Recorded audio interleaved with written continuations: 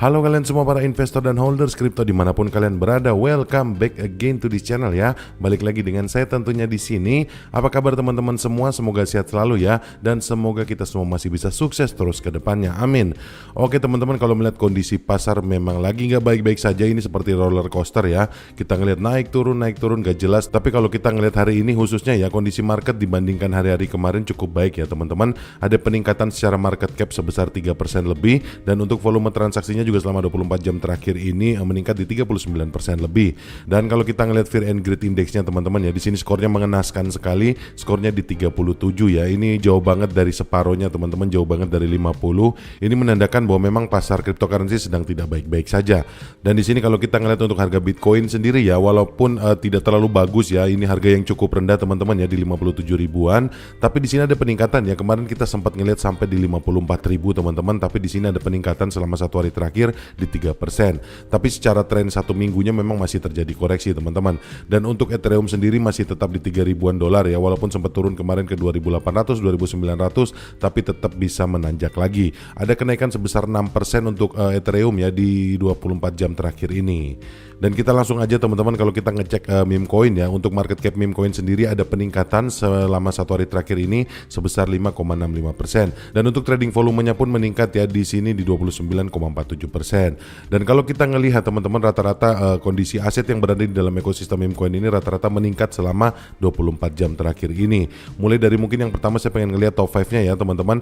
Di sini untuk Dogecoin sendiri ada peningkatan selama satu hari terakhir ini di hampir 5,5%. Kemudian ada Shiba Inu juga peningkatan di hampir 5% teman-teman, dan di sini PP cukup memukau peningkatannya di 13%-an teman-teman selama satu hari terakhir ini, walaupun selama tren satu minggunya ini masih turun jauh ya di 18,27%. Dan kemudian untuk Bong di sini juga peningkatannya luar biasa ya, di sini untuk satu hari terakhir ini meningkat sebesar 20%, dan ini menjadikannya koreksi satu minggunya itu sebesar 5,17%. Dan di sini untuk token WIP sendiri teman-teman, di sini peningkatannya tidak terlalu signifikan di 4,78%. Ini tidak cukup banyak mengkontribusi untuk koreksinya selama satu minggu terakhir ya, masih di 26,13%.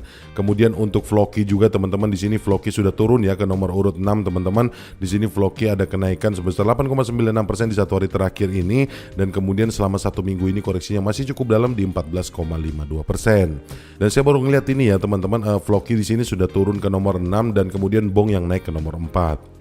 Dan anyway ya, di video kali ini saya pengen ngangkat ada beberapa berita yang mungkin saya akan share ke teman-teman semua, yang mungkin ini bisa menjadi insight atau bisa menjadi pandangan kita ya di dalam tahun 2024 ini. Dan yang pertama di sini ada berita ya teman-teman dari koin baru, namanya yaitu Trump the Felon. Di sini Trump the Felon sendiri adalah meme coin dari Solana ya teman-teman. Ini melonjaknya cukup tajam teman-teman di 12.000%, dan rencananya akan melonjak lagi ke 18.000% sebelum pelistingannya di KuCoin. Sementara Shiba Inu, Bong, dan Doge tertinggal. Kalau kita ngelihat dari beritanya sendiri teman-teman ya, ini berarti lagi hype banget ya untuk political meme coin ya teman-teman, atau koin-koin yang berbau politik. Dan euforia ini ya teman-teman, tentu saja ini penyebabnya dari keadaan politik sendiri di USA atau di Amerika Serikat, karena Amerika Serikat ini sedang menjelang pemilu ya, yang nanti akan diselenggarakan pada tanggal 5 November 2024. Dan saya rasa banyak ya developer yang di sini memanfaatkan momen tersebut untuk mengeluarkan meme coin yang berbau politik teman-teman, atau political meme. Dan kalau kita ngelihat pertumbuhan dari Trump the Felon ini ya, koin baru ini dalam 3 hari aja bisa meningkat sebesar 12.000%.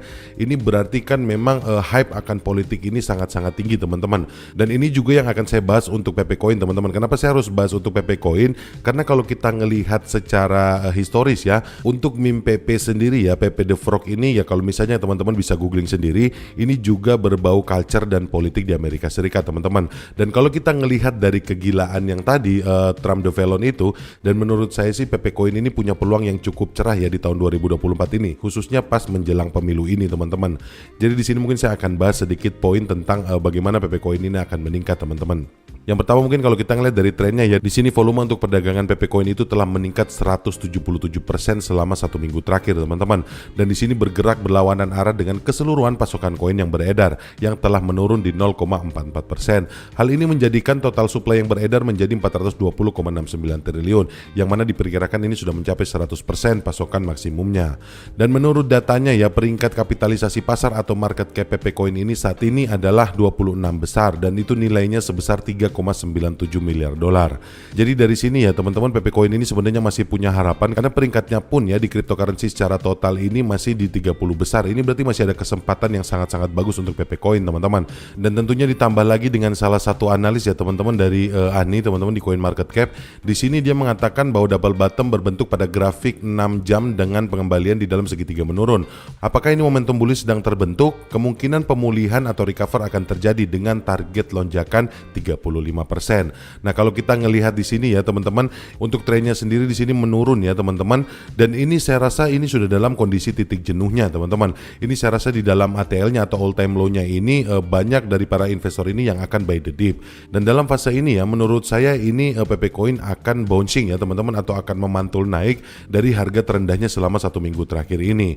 Jadi kalau menurut ini ya teman-teman, menurut analisa saya sendiri ya, secara narasi, secara berita ataupun secara analis teman-teman, ini harapannya masih sangat besar ya untuk PP Coin, terutama sampai akhir tahun ini teman-teman. Faktor pertama yang mungkin bisa menyebabkan PP Coin ini bisa melonjak naik adalah yang seperti tadi saya bilang ya teman-teman, ini karena adanya hype politik ya yang sedang terjadi di Amerika Serikat. Dan kemudian yang kedua adalah secara market cap ya, PP Coin ini masih di dalam 30 besar ya, alias nomor 26 secara global teman-teman, dengan market cap senilai hampir di 4 miliar dolar ya. Ini saya rasa masih ada harapan besar banget untuk PP Coin. Dan kemudian yang ketiga, kalau kita ngelihat ya dari analisanya, harga ini sudah merupakan harga terendah teman-teman, dan saya rasa di titik ini menjadi titik terjenuh ya untuk aksi jual teman-teman. Maka para investor selanjutnya kemungkinan besar akan melakukan buy the dip teman-teman, atau akan membeli di harga terendah ini untuk mendapatkan keuntungan besar lagi di masa depan. Mungkin kira-kira seperti itu ya teman-teman, analisa sedikit dari PP Coin. Semoga ini bisa menjadi manfaat untuk kita semua, dan yang paling penting teman-teman, kalian semua tetap harus pantau ya, tetap harus bisa menganalisa pribadi teman-teman. Kalian tetap melakukan riset mandiri ya teman-teman, kalian Dior sendiri, sehingga kalian semua nanti tidak kehilangan momennya. Mungkin kira-kira seperti itu aja teman-teman yang bisa saya sampaikan di video kali ini. Terima kasih banyak ya buat kalian semua yang sudah nonton video ini, dan juga yang sudah subscribe channel ini dan sudah like video ini. Dan anyway teman-teman, untuk berinvestasi segala keputusan ada di tangan kalian. Jadi jangan sampai nanti keputusan kalian untuk berinvestasi malah berujung di penyesalan. Oke teman-teman, akhir kata sampai ketemu lagi di video-video yang selanjutnya. Bye.